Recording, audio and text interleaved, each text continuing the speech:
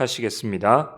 배에 오르심에 제자들이 따랐더니 바다에 큰 놀이 일어나 배가 물결에 덮이게 되었을 때 예수께서는 주무시는지라. 그 제자들이 나와 깨우며 이르되 주여 구원하소서, 우리가 죽겠나이다. 예수께서 이르시되 어찌하여 무서워하느냐, 믿음이 작은 자들아 하시고 곧 일어나사 바람과 바다를 꾸짖으시니 아주 잔잔하게 되거늘 그 사람들이 놀랍게 여겨 이르되 이가 어떠한 사람이기에 바람과 바다도 순종하는가 하더라. 아멘. 이 시간 최하용 담임 목사님께서 오늘 하나님 말씀 마태복음 8장 23절에서 27절의 말씀으로 예수께서는 주무시는지라라는 제목으로 오늘 말씀의 은혜를 함께 나누고자 합니다. 이 코로나 시대로 말미암아 모두가 힘들고 여기저기에서 곡하는 소리가 들리는 것을 보게 됩니다. 정말이지 오늘 본문의 제목과 같이 예수님께서 주무시는 것 같은 느낌을 아니 가질 수가 없게 됩니다. 왜? 갈수록 좋은 소식이 들리는 것보다는 희망의 소식이 들리기보다는 절망의 소식이 계속 들려오기 때문에 그렇습니다. 우리 성도들 가운데도 직장의 문제, 사업의 문제로 말미암아 힘들어하는 분들이 점점 늘어나고 있는 것을 보게 되는 것이고, 사업이 안 되고 또한 직장이 또 사업이 안 되다 보니까 그로 말미암아 월급이 체납되는 분들도 있는 것을 확인하게 되는 것이죠. 그런데 반면에 매스컴을 보게 되면 거기에는 이 코로나19 시대의 어려움은 별로 없어 보인다는 생각을 들게 됩니다. 왜냐하면 오늘날 매스컴에 나온 연예인들을 보면 연예인들의 재테크로 말미암아, 부동산으로 말미암아, 또 그들의 가정집을 방문해서 텔레비전 프로를 보게 되면 엄청난 화려하고 또 엄청나게 잘 살고 있는 모습을 보게 되면서 상대적인 박탈감을 많은 분들이 느끼기 때문에 그렇습니다. 더군다나 신차가 나오게 되면 이 어려운 시대에 신차가 나오자마자 역대급 판매, 역대급 계약이라는 말이 계속 쏟아지기 때문에 그렇습니다. 아니 도대체 힘들다고 하는데 왜 이렇게 신차는 많이 팔리는 거야? 힘들다고 하는데 왜 이렇게 부동산은 점점 많이들 사게 되는 거야? 그래서 왜 점점 올라가게 되는 거야? 힘들다고 하는데 왜 이렇게 가전제품은 많이 팔리게 되는 거야? 힘들다고 하는데 왜 이렇게 많은 사람들이 이렇게 관광지로 떠나는 거야? 하는 생각이 들게 되는 것이죠. 추석을 맞이하여 당국은 고향으로 가지 마세요라고 캠페인을 벌이고 있는데, 우리가 잘 아다시피 제주도 가는 비행기 꽉 찼고 숙박업소 꽉 찼고 예약이 안 되고 강원도 비롯 시작하여 해안에 있는 그 많은 관광지들은 이미 찼다는 그런 소식을 듣게 됩니다. 그러다 보니까 무슨 생각이 듭니까? 나만 힘든가? 나만 못 사는가? 다른 사람들 잘 먹고 여전히 잘 살고 있는데 나만 바보같이 지내고 있는 것은 아닌가? 이런 생각을 하게 되는 것이죠. 그러다 보니까 점점 나는 루저가 아닌가? 나는 패자가 아닌가? 내 인생은 실패한 것이 아닌가 하는 생각을 갖게 됩니다. 어떻습니까? 여러분에게 만약에 당신의 인생은 성공했습니까? 라고 물어본다면 지금 이 시기에 나는 내 인생은 성공한 인생입니다라고 말할 수 있는 분이 과연 몇 분이나 계실까? 만약에 저한테 물어본다면 저는 담대하게 당당하게 말할 수 있습니다. 저는 인생 성공했습니다라고 말할 수가 있습니다. 왜 그럴까요? 너무 뻔한 대답인 것 같지만 예수 그리스도를 믿었기 때문에 그렇습니다. 예수 믿는 것이 인생 성공이기 때문에 그렇습니다. 예배 성공이 인생 성공이기 때문에 그렇습니다. 근데 문제는 뭡니까? 별로 실감을 하지 못하는 것이 문제입니다. 성도님들도 압니다. 예수 믿는 것이 인생 성공이에요. 예배 드리는 것이 인생 성공입니다라는 것은 다 인정합니다. 여기 계신 분들 가운데, 영상으로 함께 예배 드리는 분들 가운데 이 말을 동의하지 못하는, 나는 동의할 수 없습니다라고 말하는 사람은 한 사람도 없을 겁니다. 하나님이 믿는 성도라 하면 다 동의하는 것이죠. 예수 믿는 것이 인생 성공이다는 다 아멘합니다. 그러나 문제는 실감하지 못합니다. 실감하지 못한 이유가 뭡니까? 머리로는 이해하지만 가슴으로 아멘이 안 나오는 이유는 무엇입니까? 예수 믿는 것이 인생 성공이라는 것을 알고 있고 구원 받았으니 인생 성공이라는 것을 알고 있으나 와닿지가 않기 때문에 그렇습니다. 그렇지 않습니까? 와닿지가 않아요. 삶이 인생 성공이라고 느껴보지 못하기 때문에 그렇습니다. 왜? 여전히 힘들잖아. 여전히 쪼들리니까. 여전히 내 친구들의 소식을 들어보게 되면, 내 주변 사람들의 소식을 들어보게 되면 나하고는 전혀 다른 삶을 살고 있다고 생각이 들게 되고, 나만 못하고 나만 못 벌고 나만 쫓겨나가고 나만 찌질하게 가난하고 내 자식들만 공부 못하고 내 자식들만 아프고 이런 생각을 하게 되는 것이죠. 그러다 보니까 실감하지 못하게 됩니다. 이렇게 느낀 이유는 무엇일까요? 간단합니다. 인생 성공의 기준점을 잘못 설정했기 때문에 그렇습니다. 기준점을 잘못 그었기 때문에 그래요. 자, 올해 초 현대자동차에서 신차를 출시하게 되죠. 정확히 얘기하면 작년에 출시했습니다. 2020년형 그랜저를 출시하게 됩니다. 그런데 이 2020년형 그랜저의 광고, 5가지 버전의 광고가 굉장한 논쟁거리가 되었습니다. 왜 그러냐? 그랜저 광고 핵심 문구가 바로 이와 같습니다. 그랜저를 소유한 자는 성공한 자라는 문구죠. 그래서 아예 화면 자체에, 광고 자체에 지면에 첫 번째로 등장하는 것이 바로 이 사진입니다. 사진을 보면 2020 성공에 관하여. 무슨 의도겠습니까? 그랜저를 타면 성공했다라는 것이죠. 친구들 사이에 한 친구를 이야기합니다. 야, 요새 암흑에 어떻게 지내고 있어? 그 친구 오늘 이 모임에 참석한대? 참석한대. 왜 이렇게 안 오는 거야? 마침내 그 친구가 참석하는데 너 어떻게 지내고 있니라고 물어봤더니 그 친구가 말합니다. 그랜저로 답을 했다라는 것이죠. 즉 그랜저는 성공이라고 사람들에게 지시하고 있습니다. 이 광고의 마지막 5번째 버전에서는 고향 땅으로, 그때 설날이었으니까 설날에 고향으로 갑니다. 아들이 고향으로 가자. 어머니가 창밖에서 아들이 오는 모습을 보고 차가 그랜저라는 사실을 발견한 후 이렇게 말합니다. 화면에 이렇게 나오죠. 작지만 조그맣게 성공한겨. 그랜저를 탄 그 모습에 우리 아들은 성공했다고 크게 기뻐하는 모습을 보게 되죠. 지금 이와 같이 대기업이 주는 광고에 보여주는 것이 세상의 기준입니다. 그랜저를 타면 성공했다는 것이죠. 좋은 차를 타면, 비싼 차를 타면 탈수록 성공했다는 거죠. 좋은 집에, 비싼 집에 살면 살수록 성공했다는 겁니다. 만약에 성도님 가운데 그랜저를 타신다면 성공했다라고 세상은 말하고 있게 되는 것이죠. 그렇다면 지금 나는 인생 성공의 기준이 어떻습니까? 그랜저의 기준입니까? 세상의 기준인가요? 세상의 관점으로 기준하고 있는지, 하나님의 관점으로 기준하고 있는지 살펴봐야 됩니다. 세상의 기준으로 하고 있기 때문에 여전히 성공했다고 생각하지 못하는 겁니다. 하나님의 기준으로 그 설정을 바꿔야 되는 것이죠. 오늘 본문 말씀이 인생 성공의 기준을 하나님의 기준으로 하고 있는지, 하나님의 관점으로 하고 있는지, 예수를 믿지만 여전히 세상의 기준으로 하고 있는지를 우리에게 알려주는, 깨닫게 하는 말씀입니다. 오늘 본문 말씀을 통하여 그 은혜를 함께 나누고자 합니다. 그러기 위해서는 본문 말씀을 한 번 더 자세하게 읽어야 됩니다. 왜 그럽니까? 거듭 잔소리처럼 강조하지만 모든 답은 성령 본문 안에 있기 때문에 그렇습니다. 다시 한번 23절에서 27절 말씀을 읽어보겠습니다. 자, 천천히 읽어볼까요? 시작. 배에 오르심에 제자들이 따랐더니 바다에 큰 놀이 일어나 배가 물결에 덮이게 되었으되 예수께서는 주무시는지라. 그 제자들이 나와 깨우며 이르되 주여 구원하소서, 우리가 죽겠나이다. 예수께서 이르시되 어찌하여 무서워하느냐, 믿음이 작은 자들아 하시고 곧 일어나사 바람과 바다를 꾸짖으시니 아주 잔잔하게 되거늘 그 사람들이 놀랍게 여겨 이르되 이가 어떠한 사람이기에 바람과 바다도 순종하는가 하더라. 오늘 본문 말씀은 우리가 너무 잘 아는 말씀이죠. 예수님과 제자들은 배를 타고 있었습니다. 그런데 문제가 생기죠. 성경에 나옵니다. 바다에 큰 놀이 일어나 배가 물결에 덮이게 되었으되, 큰 물결로 말미암아 배 안에 물이 차 들어가고 있습니다. 배에 물이 차 들어갔다는 것은 채워지고 있다는 사실을 우리가 알게 되죠. 당시 상황이 얼마나 급했던지, 위중한 상태였던지 제자들의 말을 통하여 확인할 수가 있습니다. 제자들은 다급하게 예수님께 말합니다. 주여 구원하소서, 우리가 죽겠나이다. 폭풍아 몰아치고 비바람이 몰아치고 그 물이 배에 들어오고 있으니 죽을 상황이 놓여 있으니까 얼마나 다급했겠습니까? 그래서 예수님께 죽겠다고 말합니다. 구원해달라고 말합니다. 우리의 삶이 이 코로나19에 이어갔다고 생각할 수가 있습니다. 폭풍아 몰아치고 우리의 가정에, 우리 직장에, 우리 사업에 이 배가 무너질 것 같은 그러한 침몰 직전에 있는 사람들이 어마어마하게 많은 것을 보게 됩니다. 바로 그때 이 제자들과 같이 주여 구원하소서, 우리가 죽겠나이다라고 지금 외치는 그런 고백이 터지는 분들이 굉장히 많을 겁니다. 당연히 힘들고 지치면 이렇게 해야 되지 않겠습니까? 하나님께 부르짖어야죠. 주님을 부르짖어야죠. 구원해달라고 부르짖어야죠. 하나님 우리를 알아봐달라고 부르짖어야죠. 당연히 하나님께 부르짖어야 되고, 부르짖는 것이 하나님의 뜻이지 않습니까?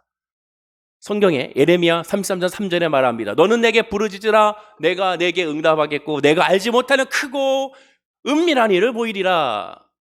하나님께 부르짖는 것은 당연한 겁니다. 제자들의 행동이 잘못된 것이 없어요. 당연히 부르짖어야 됩니다. 주여 구원하소서, 우리가 죽겠나이다. 이 코로나19에 구원하소서, 우리가 죽겠나이다 라고 당연히 부르짖어야 됩니다. 그것이 기도죠. 그리고 부르짖을 때 하나님은 구원해 주십니다. 본문의 제자들은 부르짖었습니다. 본문 25절에 그 제자들이 나와 깨우며 이르되 얼마나 다급하게 부르짖겠습니까? 주여 삼청하고 부르짖는 그러한 간절함. 아버지 하나님에 대한 그 부르짖음이 어마어마했을 것입니다. 그런데 문제가 뭡니까? 여러분 성경을 한번 자세히 보라고 그랬죠. 부르짖었어요. 부르짖는 것은 당연한 거죠. 그런데 예수님의 답은 굉장히 의외입니다. 자, 우리 본문 26절 말씀 읽어볼까요? 함께 읽어보겠습니다. 시작. 예수께서 이르시되 어찌하여 무서워하느냐 믿음이 작은 자들아 하시고 곧 일어나사 바람과 바다를 꾸짖으시니 아주 잔잔하게 되거늘. 본문에서 예수님은 어찌하여 무서워하느냐고 믿음이 작은 자들이라고 예수님은 꾸짖고 있습니다. 부르짖었습니다. 열심히 간구했습니다. 그러면 어떻게 됩니까? 하나님께서 예수님께서 나타나셔서 또한 깨어나셔서 염려하지 마. 내가 있잖니. 걱정하지 마. 내가 있잖니. 두려워하지 마. 내가 있잖니. 내가 있으니 그러니 더 이상 불안해하지 마. 떨지 마. 그렇게 말씀하시는 것이 당연하지 않습니까? 여호수아가 여호와 하나님에 대하여 나타났을 때 너는 두려워하지 마라 강하고 담대하라고 말씀한 것처럼 모세에게 말씀한 것처럼 당연히 제자들에게도 그렇게 말씀하는 것이 당연하지 않겠습니까? 그렇지 않습니까? 그런데 예수님은 꾸중하고 있습니다. 너 두려워하지 마. 왜 무서워해? 믿음이 작은 자들이라 하면서 꾸짖고 있습니다. 공동모욕으로 한번 볼까요? 예수께서 그들에게 그렇게도 믿음이 없느냐? 왜 그렇게 겁이 많으냐라고 말씀하고 있습니다. 그렇게도 믿음이 없느냐? 우리 개역 개정에는 믿음이 작냐라고 했지만 공동번역은 믿음이 없다고 말씀하고 있습니다. 정확한 표현은 믿음이 없다고 하는 것이 더 정확해요. 헬라어로 보면 이 부분은 올리고 피스토스라는 단어를 사용합니다. 피스토스라는 것이 믿음이라는 단어고 올리고 피스토스 믿음이 작다 이렇게 표현을 했지만 사실 믿음이 없는 겁니다. 성경적 표현으로 보면 쉽사리 믿지 않는다, 신뢰가 부족하다는 거예요. 그러나 성경에서는 이 단어는 쉽사리 믿지 않는다는 건 믿음이 없는 것과 동일하게 여기고 있습니다. 믿음이 없는 거예요. 없는 거예요. 없다는 겁니다. 구원이란 뭐예요? 아, 나는 구원 좀 받은 것 같아. 난 구원 받은 것 같아요. 구원 안 받은 거예요. 구원 받은 사람은 나는 구원 받았습니다. 확신이거든요. 예수 그리스도 나는 50% 믿는 것 같아요. 없다고 했지 않습니까? 믿으면 믿는 거예요. 있고 없고의 믿음이지 중간의 믿음이란 있을 수가 없습니다. 중간의 믿음은 없다라는 거예요. 없다라는 거예요. 그것이 바로 복음의 특징입니다. 믿음이 작다는 것이 기도가 서툴거나 성경을 잘 알지 못하거나 또한 헌금을 또한 11조 헌금을 떼어먹거나 또한 여전히 세상에서 내 욕심대로 살아가거나 이런 것이 믿음이 작다고 성경은 표현하고 있지 않습니다. 늘 강조하듯이 우리가 성경을 묵상할 때 나의 관점이 아닌 하나님의 관점, 왜 이 말씀을 하셨는지를 묵상해야 되는 것이 성경 묵상법이에요. 흔히 기독교에서 말하기를 기독교 신앙은 머리로 믿는 것이 아니라 가슴으로 믿어야 한다고 말합니다. 물론 맞습니다. 그러나 100% 맞다고 할 수는 없습니다.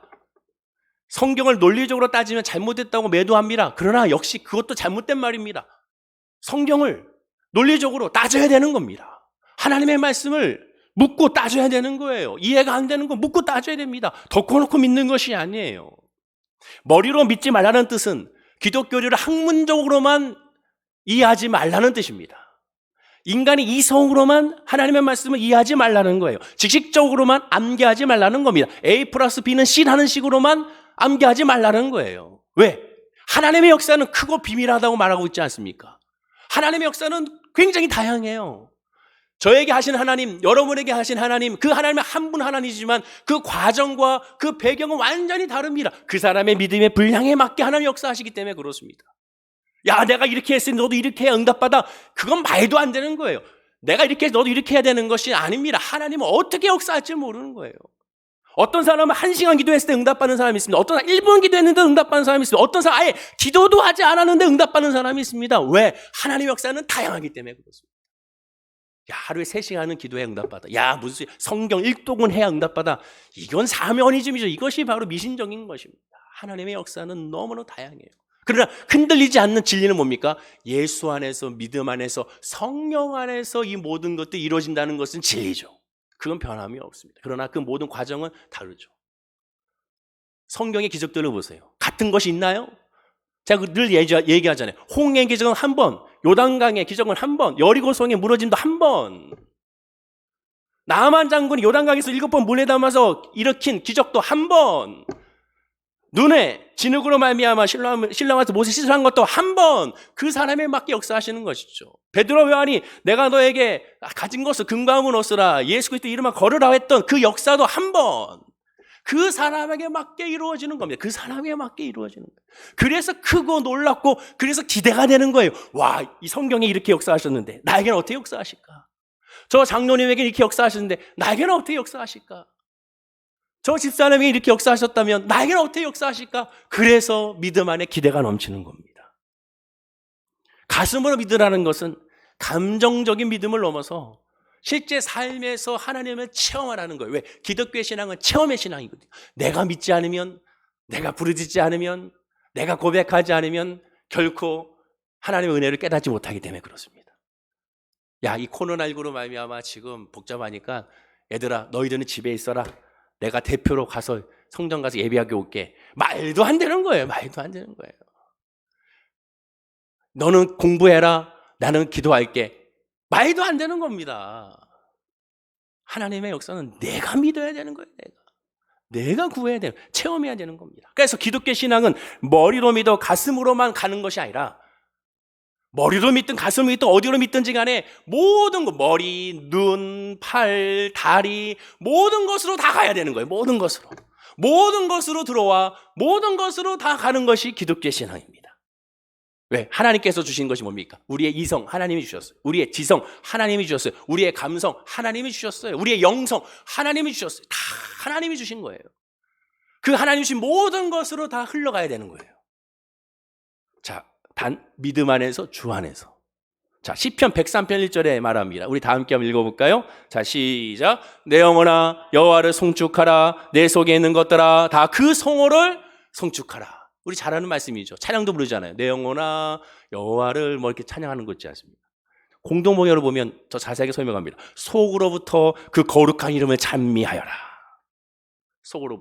속으로부터 거룩한 이름을 모든 것을 동원해 다 찬미하는 거예요.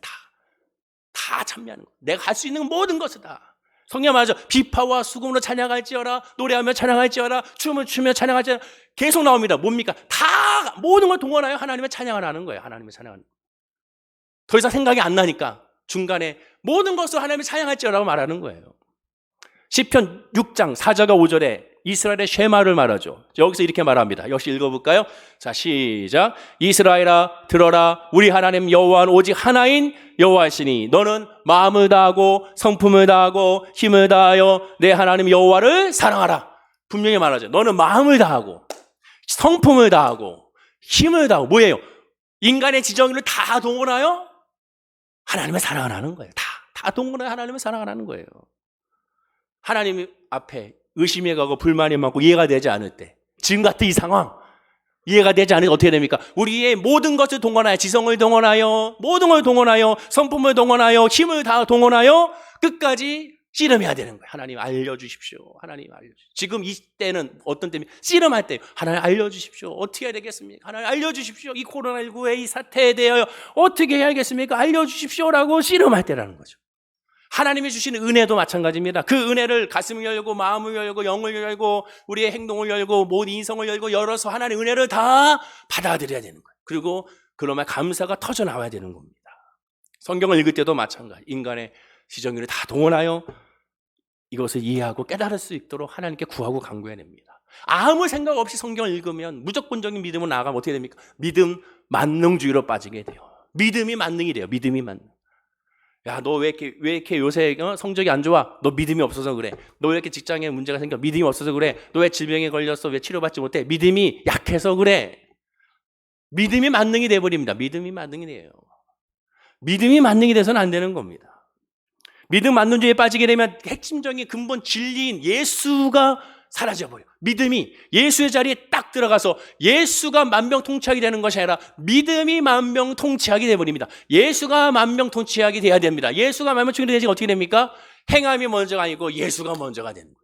믿음이 만병통치하게 되면 행위가 먼저가 되어버리고 합니다. 예수님보다 믿음이 먼저 될 수가 절대로 없어요. 이런 공식이 있죠. 하나님을 믿으면, 하나님 플러스 믿음은 만사통용통이다. 대부분 이렇게 알고 있습니다. 하나님을 믿으면 만사형통이다. 맞습니까? 맞는 것 같죠? 얼마나 이것이 인간적인 관점입니까? 하나님을 믿으면 모든 것이 만사형통이다. 야, 정말 은혜가 되는 것 같죠? 하나님 입장에서는 가슴을 치는 말이에요. 가슴을 치는 거. 실제 신앙생활에 적용해 보십시오. 하나님을 믿음 안에서 모든 것이 정말 만사형통입니까? 하나님 믿으면서 믿습니다라고 기도와 간구한 것이 다 이루어졌나요? 내 뜻대로 다 됐습니까? 2020년도에 내 뜻대로 된 것이 있나요? 얼마나 있습니까? 내가 원하는 방향으로 흘러갔습니까? 얼마나 흘러갔나요? 내가 원하는 것을 내가 손에 쥐어진 것이 얼마나 있습니까? 대부분 다 내 뜻대로 되는 것이 없어요. 2020년 이 코로나19를 누가 예언했습니까? 어떠한 영적인 사람이 예언했나요? 아무도 없습니다. 아무도 없습니다. 이 단어는 가장 인간적인 신앙, 믿음 만능주의입니다.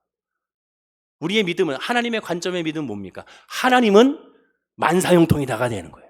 제가 그랬잖아요. 몇 주 전부터 계속 강조하는 뭡니까? 신앙의 기초는 하나님은 천지를 창조하신, 태초에 하나님의 천지를 창조하시는 하나님이 다 창조하셨어.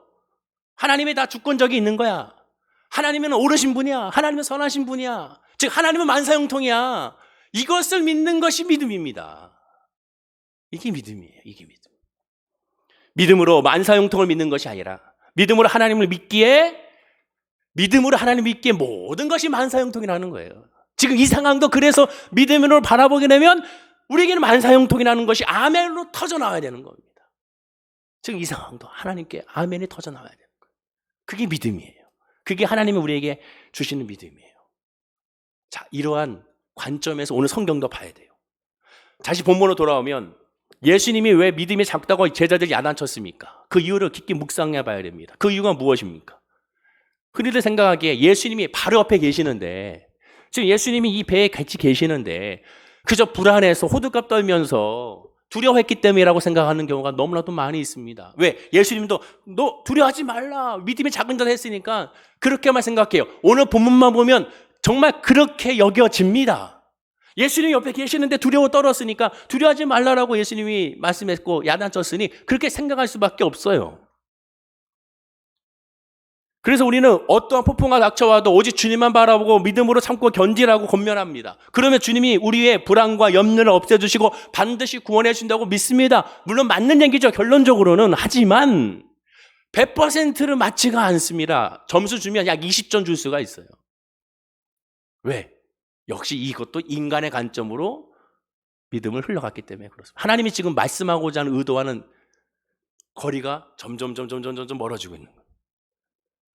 여러분, 폭풍과 눈앞에 있는데 두려워하지 않은 사람 있나요? 여기 계신 분들 가운데 폭풍과 있으면 안 두렵습니까? 당신은 지금 말기 암입니다. 이제 한 달 남았어요. 그러면 두려워하지 않은 사람 있나요? 당신은 한 달 남았습니다. 할렐루야 할 사람이 몇 명이나 있습니까? 그게 더 이상한 거죠. 인간의 이성을 봤을 때는 그렇게 할 수가 없어요. 자, 믿음의 사도 바울도 보십시오. 고린도전서 2장 3절에 내가 너희 가운데 거할 때 약하며 두려워하며 심히 떨었다라고 말합니다. 사도 바울도 두려워했다라고 말하고 있습니다. 그러면 야, 너 사도 바울이 이렇게 믿음이 없어? 왜 두려워 떨었다고 그래? 성경에 하나님께서 두려워 떨었기 때문에 그 자체로 책망했다는 것은 없어요. 분명 깨달아야 될 것은 예수님이 지금 제자들이 불안에 떨고 염려한 것 때문에 야단친 것이 아닙니다.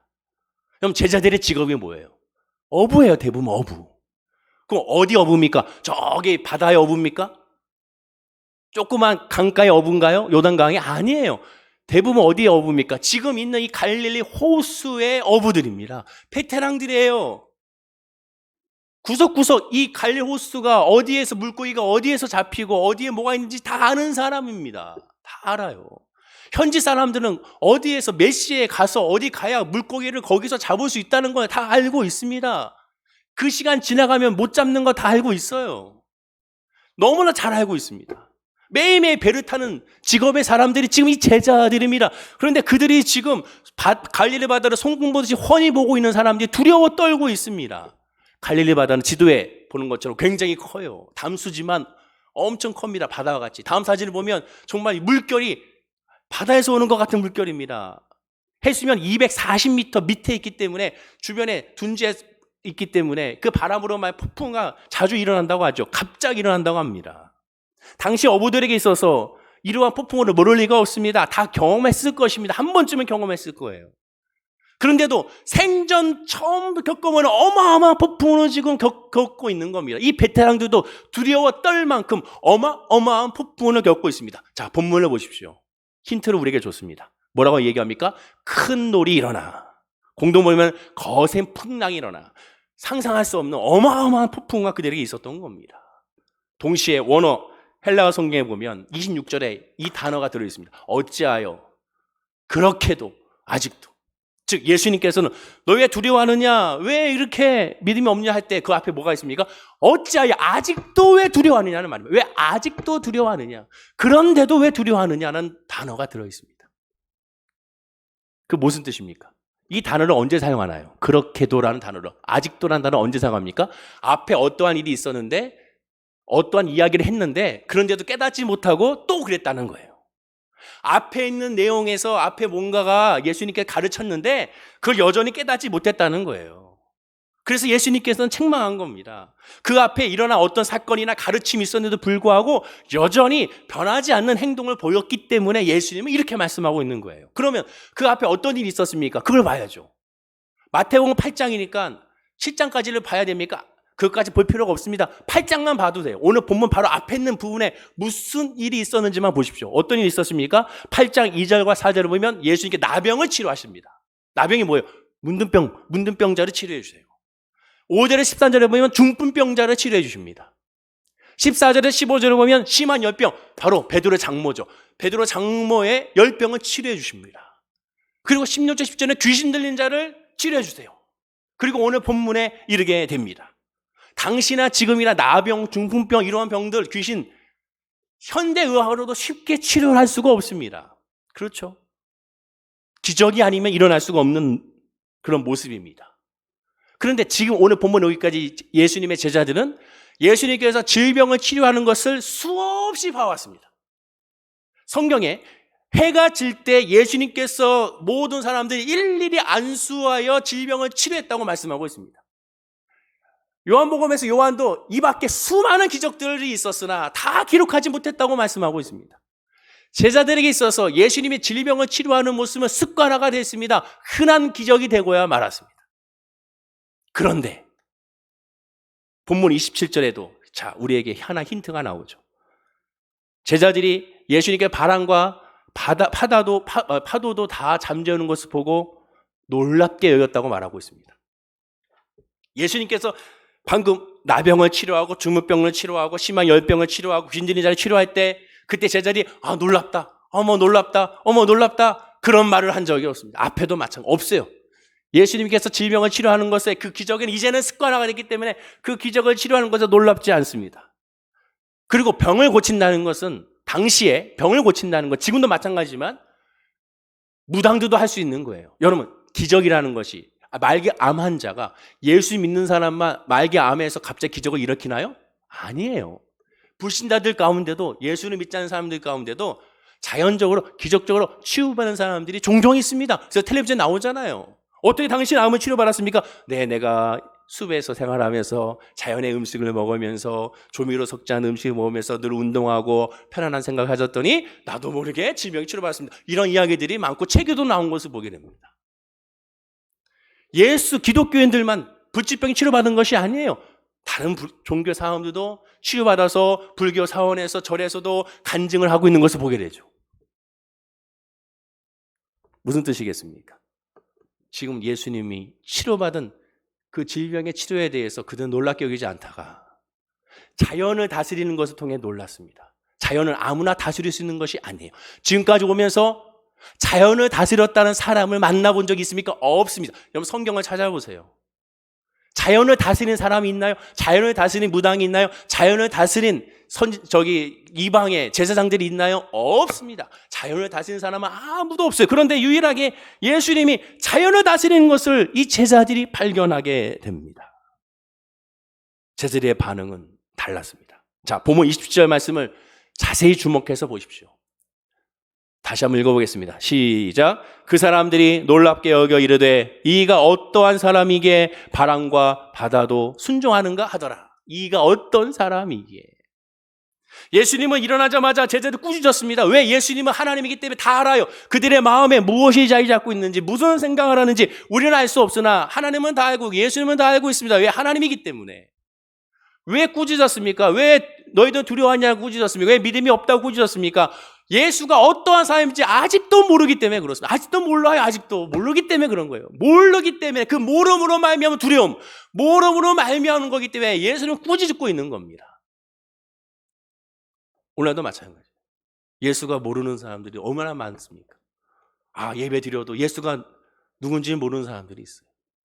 봉사해도 헌금을 드려도 열심히 성경을 써도 예수가 아직도 모르는 사람들이 있습니다. 제가 늘 강조하듯이 복음이란 뭐라고 했습니까? 첫째가 예수가 누구인지를 아는 것이 복음이고, 둘째가 그 예수님이 무엇을 했는지를 깨닫는 것이 복음이라고 했어요. 그것이 복음의 메시지라고 했고, 그 복음의 메시지가 바로 설교라고 말씀을 드렸어요. 그걸 깨달아야 되는 거거든요. 예수가 누구인가? 나에게 있어서 예수가 누군가? 나에게 있어서 하나님은 누군가? 그 제자들은 지금 예수가 누군지를 모르고 있는 거예요. 모르고 그냥 따라온 거예요. 쉽게 말해서 기적이 일상이 된 이 제자들에게 예수님은 아직도 하나님이 아니었던 겁니다. 근데 이제서야 비로소 예수는 인간이 아닌가 봐 라는 생각을 이제서야 하고 있는 거예요. 이제서야. 하나님에 대한 존재를, 예수 하나님을 동격으로 여기는 그러한 이제 생각을 조금이라도 하고 있는 겁니다.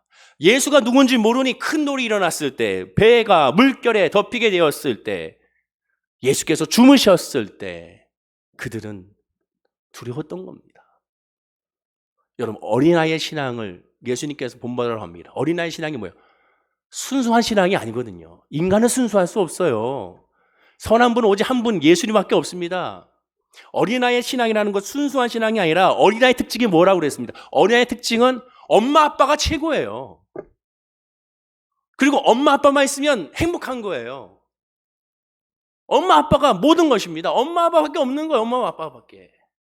제가 아주 어린 시절에 시골에 부모님과 아버지와 함께 시골에 갔던 기억이 있습니다. 진안군이기 때문에, 너무 산골이기 때문에 아직도 기억이 나는 게, 버스에서 내렸는데 캄캄해요. 캄캄해. 안 보여. 제 기억에 아무것도 안 보여요. 근데 아버지는 어떻게 이제 잘 아시는지 걸어가는 겁니다. 제 눈에 아무것도 안 보이는데 캄캄해서. 그래서 저는 어떻게 합니까? 그냥 아버지 그 팔 붙잡고 시골집으로 걸어왔던 기억이 있습니다. 너무 두려웠어요. 아무것도 안 보였던 기억이 있어요. 근데 아버지만 붙잡고 가는 거예요. 그리고 아버지 붙잡고 나니까 마음이 편안한 겁니다. 그게 어린아이 믿음이에요. 어린아이 믿음이란 무조건 아버지가 계신다는 믿음이에요. 어떠한 일이 다가와도 아빠만 있으면 된다. 엄마만 있으면 된다. 그게 어린아이의 신앙이거든요. 이 제자들은 예수가 누군지를 모르는 거예요. 예수가 누군지 알면 어떻게 됩니까? 그러한 믿음에서 그의 행동이 달라지게 되는 거예요. 그래서 예수는 믿음이 작은 자들이라고 외친 겁니다. 그 믿음이 환경에 대한 믿음이 아니에요. 폭풍에 대한 믿음이 아니에요. 질병에 대한 믿음이 아니에요. 지금 믿음은 예수님이 누구신가에 대한 믿음이에요. 본문 23절을 보십시오. 배에 오르심에 제자들이 따랐다가 했습니다. 제자들이 따라왔어요. 그 따라오기 바로 전에 예수님이 뭐라고 했습니까? 나를 따라오는 자는 힘든 일이 많을 것이다. 나를 따라오는 자는 머리가 둘 곳이 없는 그런 상황 가운데 놓일 것이다 라고 말씀하고 있습니다. 예수님 말씀에 제자들이 동의했어요. 그리고 따라왔습니다. 결단했어요. 그런데 그들이 본문 25절에 와서 그의 제자들이 나와 깨우며 이르되 주여 구하나 우리가 죽겠나이다 라고 외칩니다. 주여 구하나 우리가 죽겠나이다 외치고 있습니다. 예수가 누군지 몰랐던 거예요. 하나님의 전능하신 분이라는 걸 깨닫게 되면 어떻게 됩니까? 그러면 하나님이 누군지 아니까 그 상황에서도 평안해야 되는 거예요. 자유하게 되는 거예요. 예수님 보십시오. 본문 24절입니다. 우리 다 함께 읽어볼까요? 예수님의 행동입니다. 자, 시작. 바다에 큰 놀이 일어나 배가 물결에 덮이게 되었을 때 예수께서는 주무시는지라. 여러분 상식적으로 생각해 보세요. 배가 물결에 덮여요. 어마어마했잖아요. 큰 놀이 일어났으니까. 베테랑들이 두려워했으니까. 이 배가 큰 배입니까? 아니에요. 작은 배예요. 객실이 있는 배가 아니에요. 그러면 예수님께서 지금 고물에서 주무시고 계세요. 거기에 베개를 베고 주무시고 계십니다. 그러면 물결로 말미암아 흔들렸을 거예요. 잠을 잘 수 있나요? 물결을 막 흔들리고 있는데 물이 들어와요. 그러면 예수님도 물에 젖었겠죠. 잠자는 사람에게 물 뿌려보세요. 100% 다 일어납니다. 흔들리는데. 근데 예수님은 주무시고 계시는 거예요. 배가 전복되기 직전까지 주무시고 있는 거예요. 마가복음 4장 38절을 보십시오. 거기에 이 상황을 똑같이 마가복음 이렇게 기록합니다. 제가 읽어드리면 예수께서 고물에서 베개를 베고 주무시더니 제자들이 깨우며 이르되 선생님이 우리가 죽게 된 것을 돌보지 아니하시나이까 하니라고 말합니다. 제자들이 깨울 때까지 예수님은 그냥 잠에 골아떨어 주무시고 있는 거예요. 예전에는 예수님이 침묵하시는구나 생각했습니다. 근데 가만히 생각해 보면, 역으로 생각해 보세요. 예수님이 지금 이 폭풍과 몰아쳐도 주무신다는 건 뭡니까? 반대로 얘기하면 야, 별거 아니야라는 뜻이에요. 별거 아니야. 별거 아니야. 내가 있지 않냐. 별거 아니야. 별거 아니야. 코로나19로 말미암아 여기저기 죽겠다고 합니다. 기도해요. 하나님 어떡합니까? 주님이 침묵하는 것 같아요. 너무하십니다? 아니에요. 어쩌면 별거 아니야. 괜찮아. 별거 아니야. 너 아프니? 별거 아니야. 힘들지? 별거 아니야. 별거 아니야. 별거 아니야. 내가 누군지를 알아야지. 내가 누구야? 내가 지금 자고 있잖아. 별거 아니야. 화영아 별거 아니야. 아무개야 별거 아니야. 지금 그걸 우리에게 말씀해 주고 있는 거예요. 주님이 누군지 알면 별거 아님을 깨닫게 돼요. 왜? 응답은 평안이지 않습니까? 잠은 뭐예요? 사랑하는 자에게 잠을 주시는도다. 잠은 평화예요. 잠은 평화.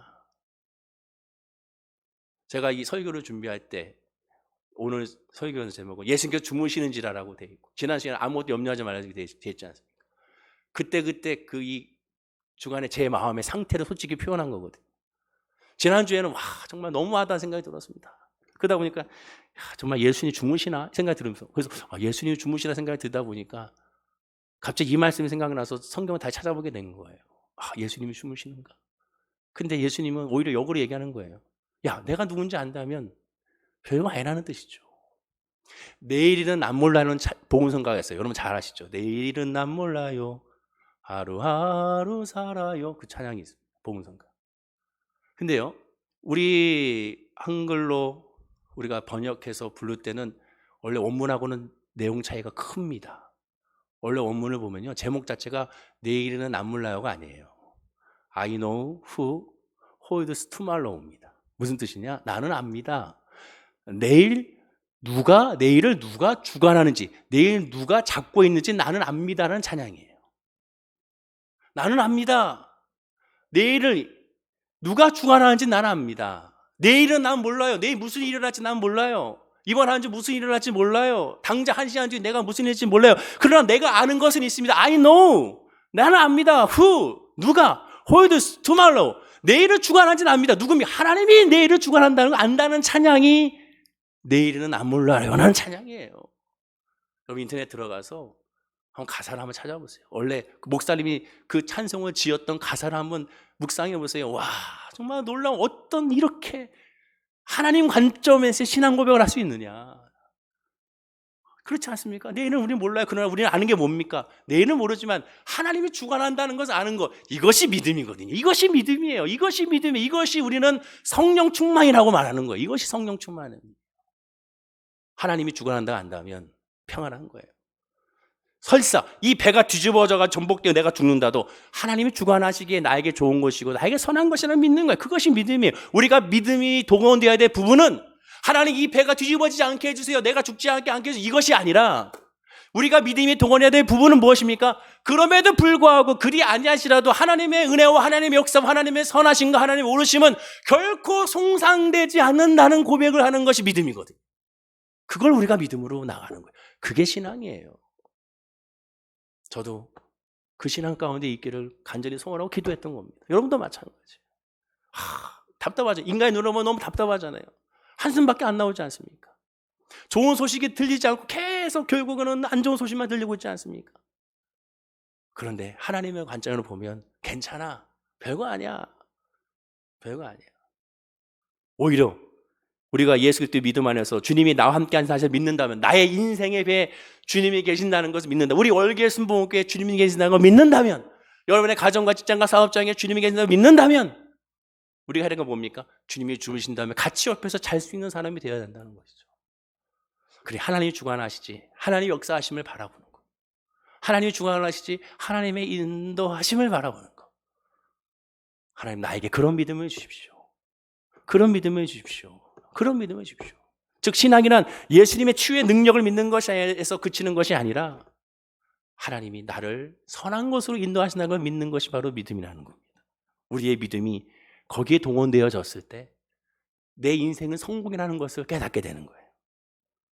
물론 예수님도 겟세마네 동산에서 심장이 터질 정도로 두려워하셨습니다. 왜? 인간이기 때문에. 그 두려움 그 자체에 대해서는 하나님도 그것에 대해서 징계하지 않았어요. 왜? 그 두려움도 하나님 우리에게 주신 자연스러운 감정이기 때문에. 그러나 두려운데도 하나님을 믿지 아니하고, 아픈데도 하나님을 믿지 아니하고, 어려운데도 하나님께 믿지 아니하고, 힘든데도 하나님을 믿지 않고 있는 것이 바로 문제가 되는 겁니다. 구원을 주신 하나님, 그 하나님을 바라봐야 되는 거예요.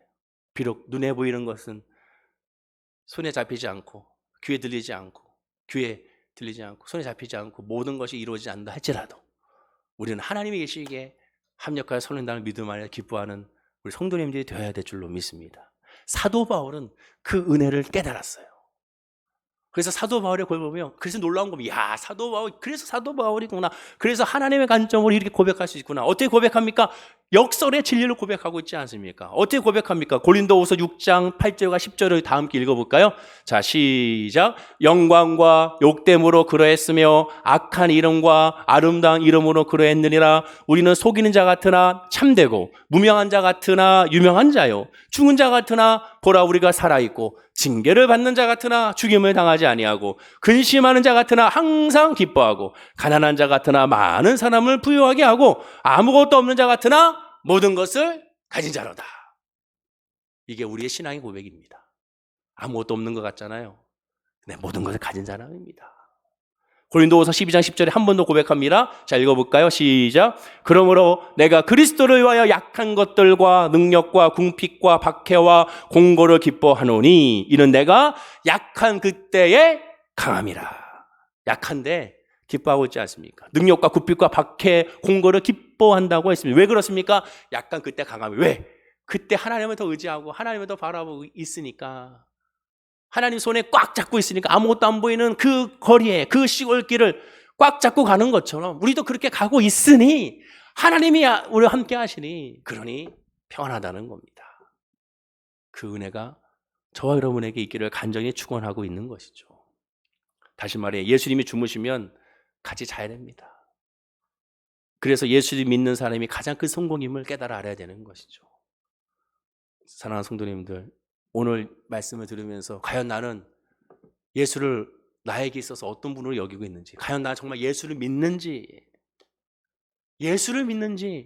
예수님이 주는 것을 믿는지, 예수를 믿는지, 아니면 예수님으로 말미암아 주어지는 오른편에 설지 왼편에 설지에 대해서 주목하고 있는지 다시 한번 생각해 봐야 되는 겁니다. 힘듭니다. 어렵습니다. 고통스럽습니다. 그러나 주님은 말씀하고 있습니다. 괜찮아. 내가 주관하고 있으니 괜찮아. 그 하나님의 주관에, 하나님의 주권에 우리가 기도로 맡기고, 그리고 하나님의 역사를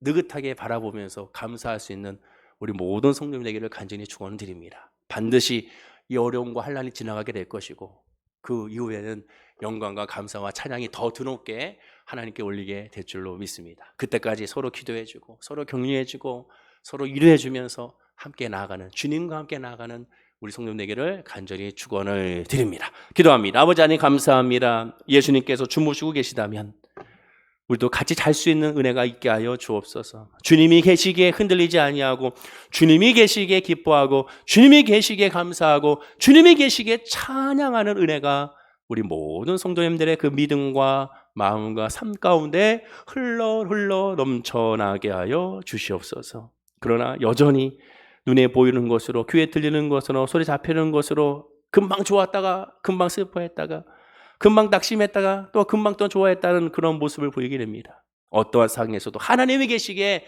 늘 평안하고, 하나님이 계시기에 늘 감사하고, 하나님이 계시기에 늘 승리의 깃발을 꽂을 수 있는 은혜가 우리 모든 성도님들에게 있게 하여 주시옵소서. 감사드리며 예수님의 이름으로 기도드립니다.